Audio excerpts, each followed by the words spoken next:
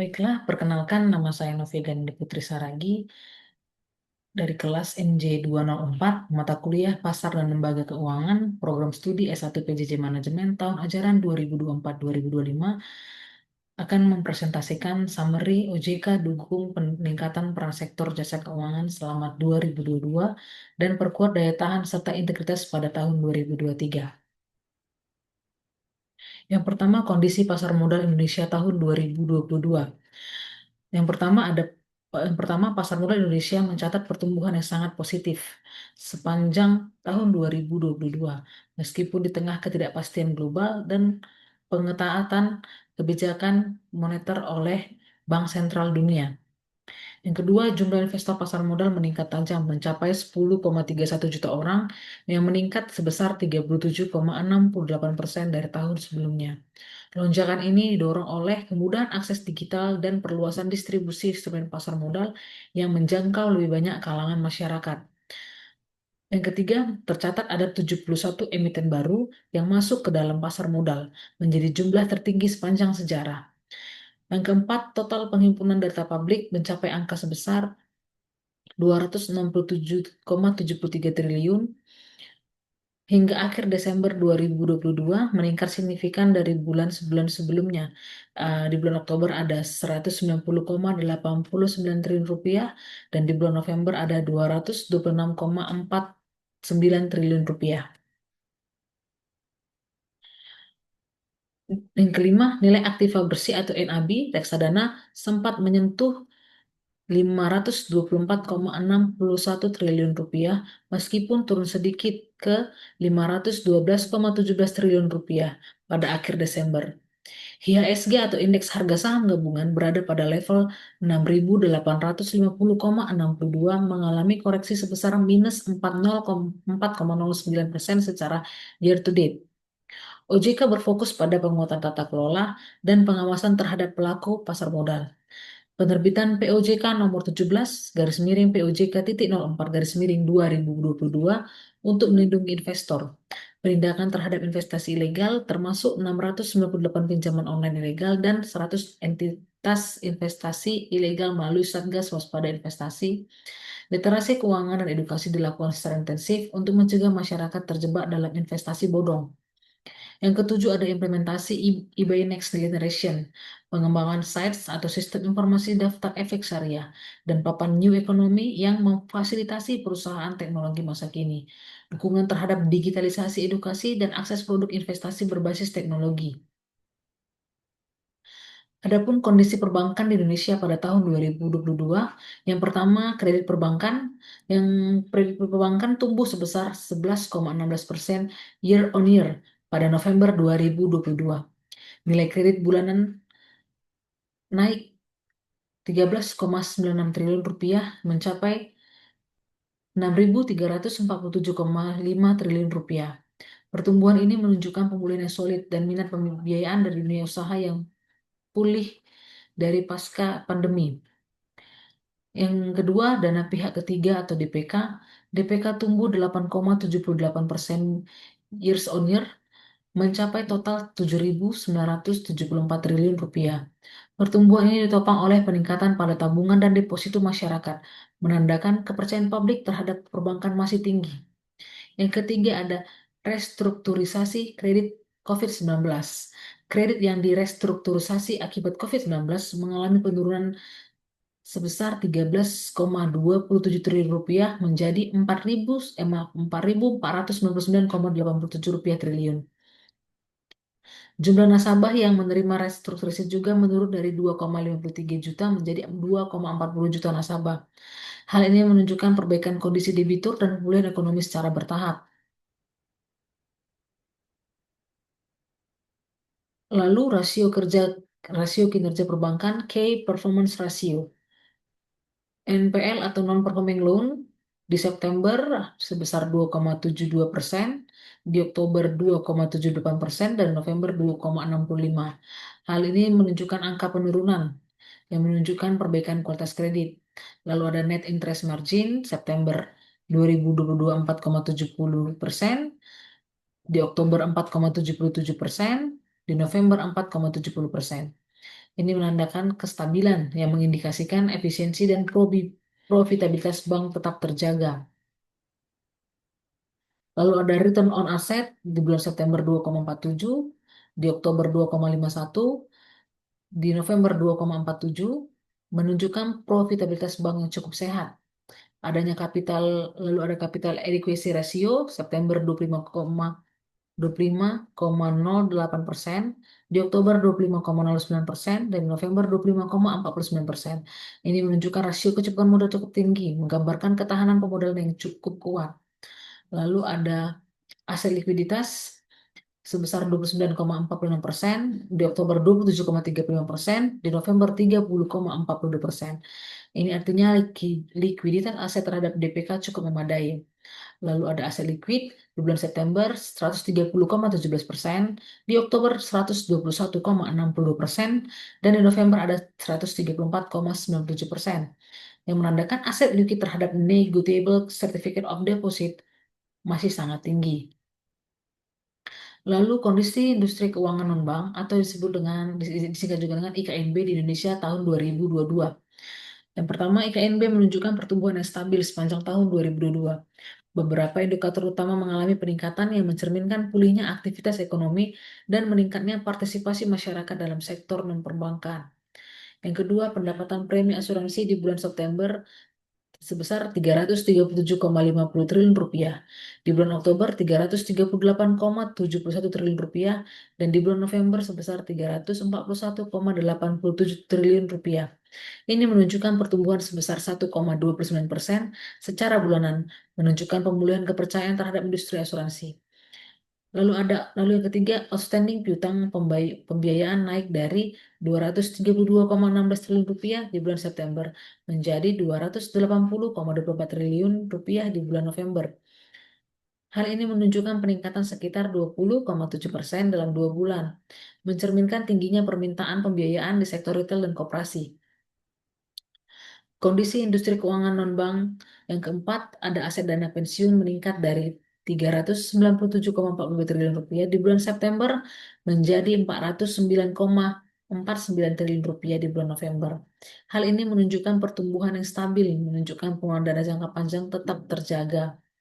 Yang kelima, vintage EP2P lending outstanding pembiayaan tumbuh dari 48,74 rupiah di bulan September menjadi 50,30 triliun di bulan November dengan pertumbuhan positif 3,2% dalam waktu 2 bulan. Hal ini menunjukkan adopsi teknologi keuangan yang terus meningkat terutama dari UMKM dan pengguna retail.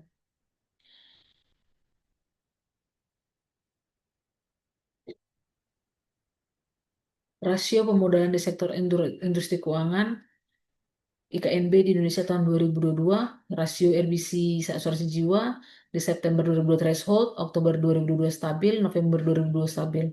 Ini menunjukkan angka yang menurun, menunjukkan adanya perbaikan kualitas kredit. RBC asuransi umum September threshold, Oktober stabil, November stabil. Menunjukkan kestabilan yang mengindikasikan efisiensi dan profitabilitas bank yang tetap terjaga. Non-performing financing di September 2,01%, di Oktober 2,01%, dan di November 2,01%. Ini juga menunjukkan profitabilitas bank yang cukup sehat. Lalu giring rasio perusahaan pembiayaan di September 1,32%, di Oktober 2,05%, di November 2,01%. Ini menunjukkan rasio kecukupan modal tinggi, menggambarkan ketahanan pemodalan yang kuat. Lalu kebijakan OJK di sektor jasa keuangan tahun 2022. OJK menerapkan berbagai kebijakan strategis yang antisipatif dan terukur untuk menjaga stabilitas sistem keuangan nasional, serta mendukung pemulihan ekonomi pasca pandemi. Kebijakan OJK itu sendiri mencakup yang pertama, mitigasi risiko dan stabilitas keuangan, mengantisipasi dampak eksternal dan gejolak global terhadap sektor jasa keuangan. Yang kedua, memberikan relaksasi restrukturisasi kredit hingga 31 Maret 2024 bagi sektor atau daerah tertentu. Yang kedua, dukungan terhadap pemulihan ekonomi, mendukung program kendaraan bermotor listrik berbasis baterai, mendorong pembiayaan sektor terdampak bencana dan kelompok rentan. Yang ketiga, penguatan infrastruktur dan regulasi berupa e-Next G, Sites, Papan New Ekonomi, pengembangan kebijakan ketahanan cyber dan transformasi digital perbankan, dan penyederhanaan akses masyarakat terhadap produk asuransi digital. Lalu yang keempat, pengawasan dan perlindungan konsumen, penerbitan regulasi untuk menjaga tata kelola dan integritas pasar, termasuk POJK nomor 17 tahun 2022, perlindungan investor pasar modal, dan POJK nomor 23 tahun 2002, pengawasan BPR dan BPRS, penanganan kasus investasi ilegal dan pinjaman online ilegal, dan survei literasi dan inklusi keuangan literasi sebesar 49,68% dan inklusi sebesar 85,10%. Yang kelima, peningkatan governance dan inklusi, memastikan pelaporan keuangan yang andal melalui model GRC, Governance Risk Compliance, dan menyiapkan penerapan standar akuntansi PSA ke-7 pada sektor asuransi, serta mendorong peningkatan akses keuangan melalui program Kejar, Simuda, KPMR, dan TPAKD. Lalu program edukasi dan perlindungan konsumen tahun 2022. Yang pertama, menjangkau 9,1 juta peserta dengan 1.897 kegiatan edukasi. Adanya 404 konten edukatif melalui platform Sikapi Uangmu ditonton oleh 2,2 juta viewers. Lalu edukasi melalui 84 talk show radio, Safari Ramadan sebanyak 9.266 peserta. Lalu literasi keuangan Like It sebesar 12.897 pengunjung, dan program Santri Cakap Literasi Keuangan Syariah sebanyak 7.593 peserta. Pelaksanaan Pekan Investor Dunia dan peluncuran kendaraan edukatif Simulek Edutainment di 54 unit dengan 69 kegiatan. Itu dari segi edukasi keuangan. Lalu dari segi perlindungan konsumen, adanya penerbitan POJK nomor 6 tahun 2022 untuk memperkuat perlindungan konsumen secara seimbang, edukasi kepada kelompok rentan atau vulnerable group melalui pendekatan affirmative action. Yang ketiga, mendorong optimalisasi internal dispute resolution di perusahaan asuransi. Yang keempat, meningkatkan literasi terhadap risiko, investasi, dan aktivitas pasar modal untuk mencegah kerugian masyarakat. Yang kelima, peningkatan pengawasan iklan jasa keuangan dari 17.960 iklan, sebanyak 426 pelanggar ketentuan, dan OJK memberikan sanksi berupa pembinaan. Dari segi tingkat literasi dan inklusi nasional, berdasarkan Survei Nasional Literasi dan Inklusi Keuangan tahun 2022, literasi keuangan sebesar 49,68% dan inklusi keuangan sebesar 85,10%. Opini saya terhadap program edukasi dan perlindungan konsumen tahun 2022 itu sendiri memiliki kelebihan serta catatan penting ya. Kelebihannya, yang pertama, jumlah peserta dan jangkauan edukasi sangat luas, yang artinya edukasi keuangan semakin membumi dan menjangkau semua lapisan masyarakat. Yang kedua, adanya pendekatan digital melalui Learning Management System atau LMS dan media sosial menunjukkan bahwa OJK bertransformasi sesuai zaman, menjawab kebutuhan generasi muda. Yang ketiga, pendekatan khusus ke kelompok rentan sangat penting untuk menghindari kerugian ekonomi akibat ketidaktahuan atau manipulasi. Catatan untuk program itu sendiri, menurut saya, yang pertama, tingkat literasi keuangan masih di bawah 50%, yang artinya masih banyak masyarakat yang belum memahami produk dan risiko keuangan secara memadai. Lalu yang kedua, perlindungan terhadap konsumen digital seperti korban pinjol ilegal dan investasi bodong masih perlu diperkuat melalui respon cepat dan kehadiran fisik OJK di tiap-tiap daerah. Lalu yang ketiga, program edukasi perlu disesuaikan lebih lanjut dengan segmen usia dan profesi agar pesan-pesan keuangan bisa lebih tepat sasaran dan aplikatif. Eh, Lalu kita masuk di bagian kebijakan OJK di sektor jasa keuangan tahun 2022. Yang pertama, menjaga stabilitas dan mitigasi risiko. Em, di sini maksudnya mengantisipasi ketidakpastian global seperti kebijakan moneter yang sangat ketat, dampak ekonomi Cina pasca zero COVID policy. Lalu adanya relaksasi restrukturisasi kredit diperpanjang hingga 31 Maret 2024, khusus bagi segmen dan daerah terdampak. Lalu mendukung pemulihan ekonomi, mendorong pembiayaan sektor terdampak bencana, mendukung program strategis nasional seperti kendaraan bermotor listrik berbasis baterai atau KBLBB, serta memperkuat akses pembiayaan bagi sektor produktif. Lalu adanya penguatan infrastruktur dan transformasi digital, mengimplementasikan EB Next Generation dan SITES, Sistem Informasi Daftar Efek Syariah, peluncuran papan new economy untuk mendukung startup teknologi masuk ke pasar modal, regulasi digitalisasi asuransi dan ketahanan sistem IT di perbankan termasuk kebijakan cyber security. Lalu yang keempat, pengawasan regulasi dan tata kelola. Dengan penerbitan POJK nomor 17 tahun 2022, itu merupakan pelindungan bagi investor pasar modal. Penerbitan POJK nomor 23 tahun 2022, waktu itu kehati-hatian penyaluran dana oleh BPR dan BPRS. Lalu penguatan tata kelola perusahaan asuransi, fintech, dan lembaga pembiayaan. Memonitoring ketatnya terhadap tenaga pemasar dan produk asuransi seperti unit link. Lalu mempersiapkan implementasi PSAK 74 untuk sektor asuransi. 5. Perlindungan konsumen dan literasi keuangan.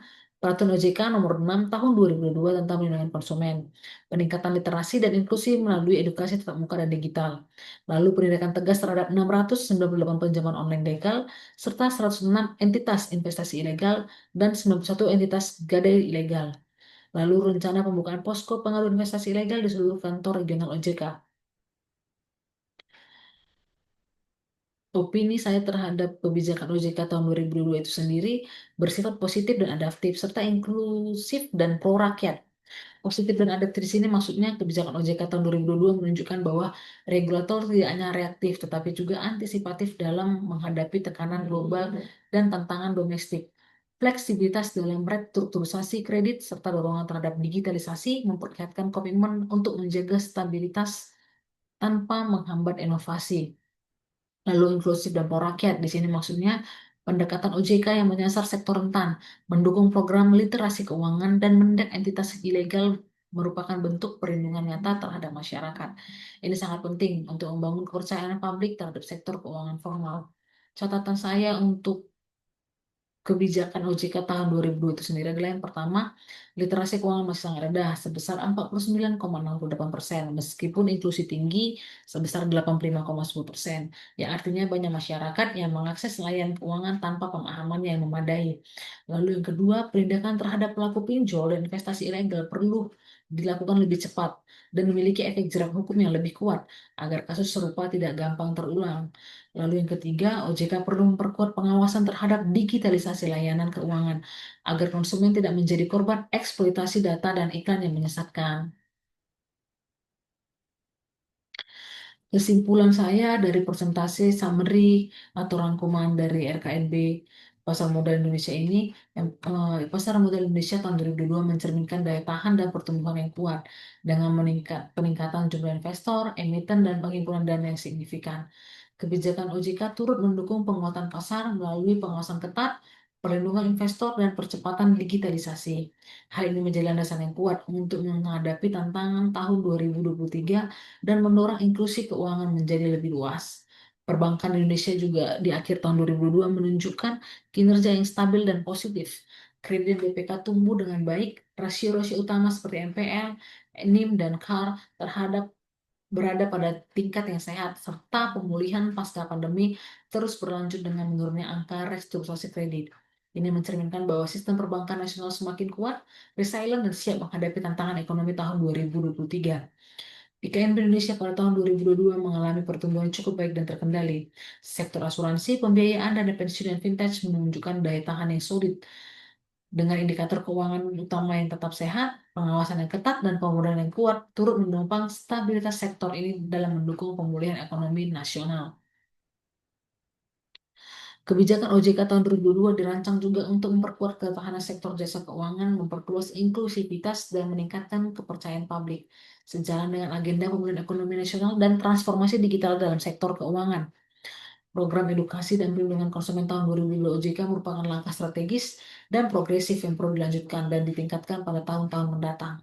Dengan literasi yang semakin meningkat, masyarakat akan lebih tangguh secara finansial, mampu mengambil keputusan yang tepat, dan tidak mudah terjerat penipuan keuangan. Kebijakan OJK sepanjang 2022 memberikan fondasi kuat bagi stabilitas, pemulihan, dan modernisasi sektor jasa keuangan. Upaya proaktif dalam menjaga integritas industri, mendorong eksklusi, dan menghadirkan inovasi digital terus harus dilanjutkan. Namun dengan pengawasan dan literasi yang lebih tajam agar perlindungan konsumen benar-benar optimal. Sekian persentase dari saya. Terima kasih. Mohon maaf jika ada kesalahan kata selama saya melakukan presentasi. Terima kasih.